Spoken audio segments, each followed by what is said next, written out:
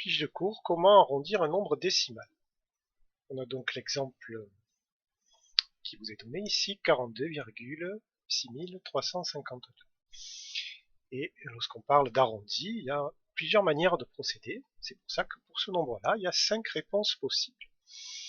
Première idée, arrondir, ça veut dire qu'on va supprimer un certain nombre de chiffres après la virgule.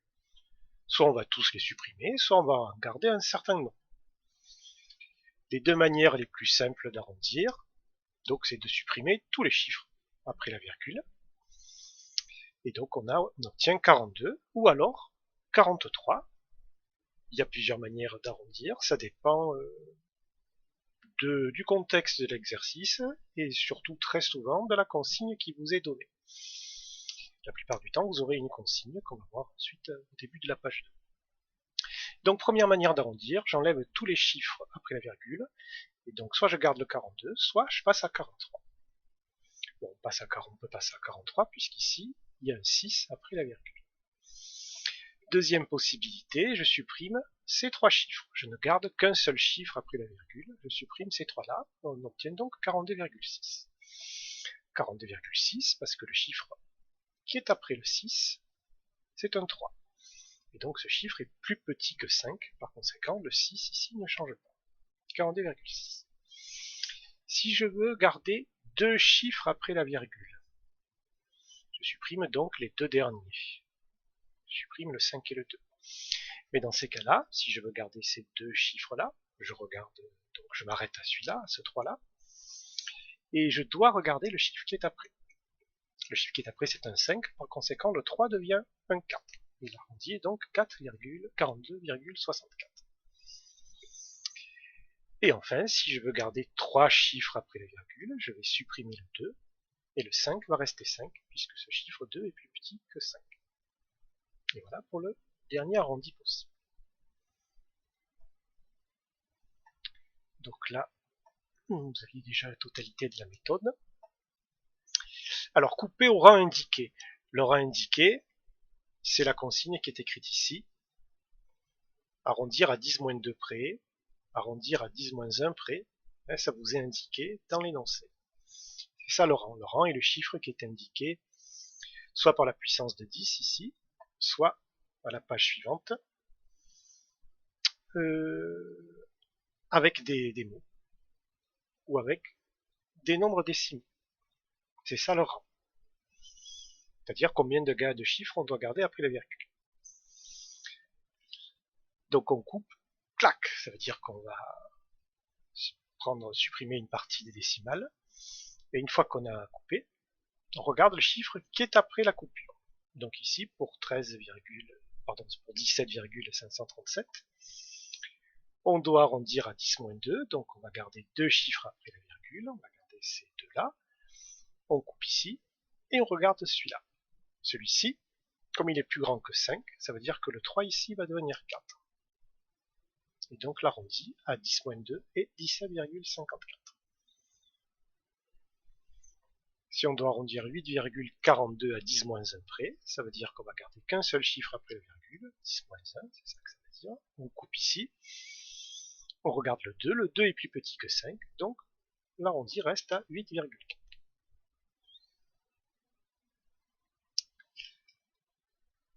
On essaye, lorsque on a un résultat qui est arrondi, de ne pas écrire le signe égal, mais d'écrire ce signe, donc avec les barres un petit peu tordues, qui veut dire presque égal. Donc par exemple, 16 divisé par 3, ça fait 5,33333. On ne met pas le signe égal, on met ce symbole-là pour bien indiquer qu'on sait que la réponse n'est pas strictement égale. Dans certains cas, ça peut être tout à fait important. Donc là, dans l'immense majorité des exercices, la consigne d'arrondi vous est donnée. Le petit souci, c'est qu'elle peut vous être donnée de trois manières différentes. On va regarder surtout cette partie du tableau. Soit on va vous la donner avec des puissances de 10. Soit on va vous la donner avec des nombres. Des mots. Dixième, centième, millier. Soit on va vous la donner avec des nombres décimaux. Tout ça, ça veut dire la même chose. 10-1, ça veut dire au dixième, ça veut dire à 0,1 près.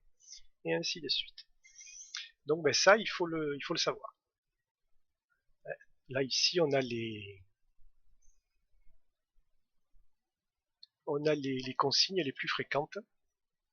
C'est parmi celles-là. Il faut que vous puissiez repérer qu'est-ce que ça veut dire dixième. Vous devez savoir que c'est à 0 près, c'est-à-dire que c'est un chiffre après la virgule. Au centième, centime, centimètre, tout pareil, hein. C'est 2 chiffres après la virgule. Et millième, 3 chiffres après la virgule. Voilà. Là, c'est pour lorsque l'on veut garder un certain nombre de décimales.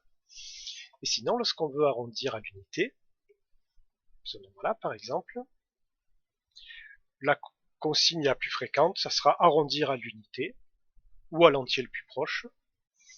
Donc 13,2576, ça s'arrondit à 13, puisque le chiffre après la virgule, c'est un 2, plus petit que 5. Et arrondi à l'unité, lui, le 42,6352, il s'arrondit à 43, en fait, puisque le chiffre après la virgule est un 6. Donc ça sera l'arrondi le plus fréquent lorsqu'on veut supprimer toutes les décimales. Il y a 2 arrondis un petit peu spéciaux, qui donnent aussi un nombre donc entier, sans plus de décimales. C'est l'unité par défaut, c'est-à-dire on arrondit à l'entier inférieur. Donc là, pour celui-là, ça ne change pas. Arrondir à l'entier inférieur, c'est 13. Par contre, pour celui-là, l'entier inférieur, c'est 42. Pour ça, 42, c'est une réponse possible. Ici, en obtenant 42, on a arrondi à l'entier inférieur. Peu importe donc, lorsqu'on arrondit à l'entier inférieur, quel est le chiffre après la virgule. Même si c'est un 6, hop, ça devient 42. En fait, on supprime toutes les décimales. Ici, on supprime toutes les décimales sans se poser de questions. Et à l'unité par excès, c'est-à-dire à l'entier supérieur, eh bien pareil, on ne fait pas attention aux décimales. Le 13 devient forcément au-dessus. 14. On augmente de 1 le chiffre des unités. Donc ces 2 types d'arrondis, on les rencontre très très très rarement. On va dire jamais. Par contre, celui-ci et ces 3-là, hein, c'est très très fréquent. Donc il faut bien maîtriser le vocabulaire des consignes. Il y a des exercices, alors ça sera surtout en première et en terminale. En seconde, c'est pas le cas. Sauf exception. Il n'y a aucune consigne d'arrondi qui vous est donnée.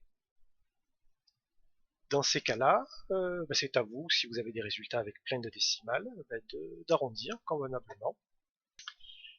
Donc tenir compte du contexte de l'exercice, ça veut dire quoi? Ça veut dire que les résultats qu'on obtient, ils ont toujours du sens en général, lorsqu'on a un exercice avec un contexte. Donc par exemple, dans cet exercice, si on vous parle de valeur en euros, ça veut dire que nos résultats, donc, ce sont des euros, ça a du sens d'arrondir 2 chiffres après la virgule, c'est-à-dire au centime. Parce que dans la vie quotidienne, les sommes que nous échangeons avec des commerçants, etc., sont toujours au maximum, ça va jusqu'au centime. Sauf cas particulier, par exemple, le prix de l'essence. Deuxième exemple, si vous faites des exercices sur un nombre de voitures, c'est logique d'arrondir votre résultat à l'unité, puisqu'une voiture, on ne peut pas la découper en petits morceaux. Dire qu'il y a 13,8 voitures sur un parking, ça n'a pas de sens. Soit on dit qu'il y en a 13, soit il y en a 14, mais il ne peut pas y en avoir 13,8. Ce qui sera important dans ces cas-là, ça sera d'expliquer pourquoi vous avez choisi d'arrondir comme ceci ou comme cela. Ça fera partie de l'exercice et ça fera partie de ce qui sera évalué. Bon, ça, on verra, ça sera plus tard. Là, je vous laisse regarder les réponses. Donc la classique, on applique les consignes qui sont écrites au-dessus. Pour l'exercice 1, rien de spécial. Les exercices 2 et 3 donc demandent un petit peu plus de réflexion. L'idée ici, c'est qu'on a trouvé 50 €, qu'on a 3 camarades, donc on divise par 3. Bon, bien sûr, on a un chiffre avec une infinité de décimales. Et l'idée, c'est qu'ici, on ne peut pas l'arrondir, entre guillemets, de manière automatique, mathématique. Parce que si on l'arrondit à 16,67, ce qui serait logique d'après tout ce qui précède sur cette fiche de cours, en fait, on va devoir dépenser 50,01 €, que nous n'avons pas, puisqu'on a seulement 50 €. Donc ici, cet exercice est un exemple d'exercice à contexte, c'est-à-dire où il faut réfléchir avant d'arrondir.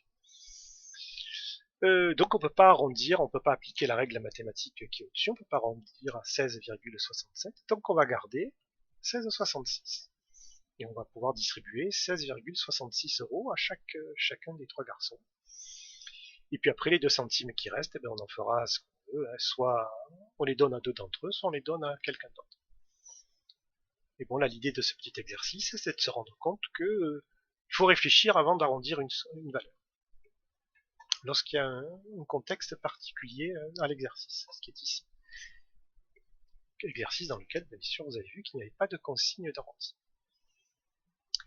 L'exercice 3, donc Clément il met 13 € de côté chaque mois, au bout de combien de mois il aura économisé 600 €. Donc on a tendance de faire 600 divisé par 13, ça donne 46,15 €. Et donc là l'idée c'est pareil, si on applique les règles mathématiques de base, eh bien, on arrondit à 46, mais pas du tout dans cet exercice. Parce que si on arrondit à 46, ben, au bout de 46 mois, on a seulement 598 €, ce qui ne répond pas à la consigne. Il faut donc attendre le 47e mois. Ça veut dire que ce 46, il faut l'arrondir à l'unité par excès. C'est ce cas, voilà, on est ici. Mais ça, bien sûr, ça vous était pas dit dans l'énoncé. C'est à vous, entre guillemets, de le faire, de le deviner, en fonction du contexte de l'exercice et de la question qui vous est posée. Voilà, donc ici, 2 exercices qui demandent un petit peu plus de réflexion. Et donc, ben, vous avez ici un très chouette lien pour des très chouettes exercices en ligne qui reprennent exactement ce qui se passe ici et que vous pouvez, sur lesquels vous pouvez vous exercer à volonté. Fin de la vidéo.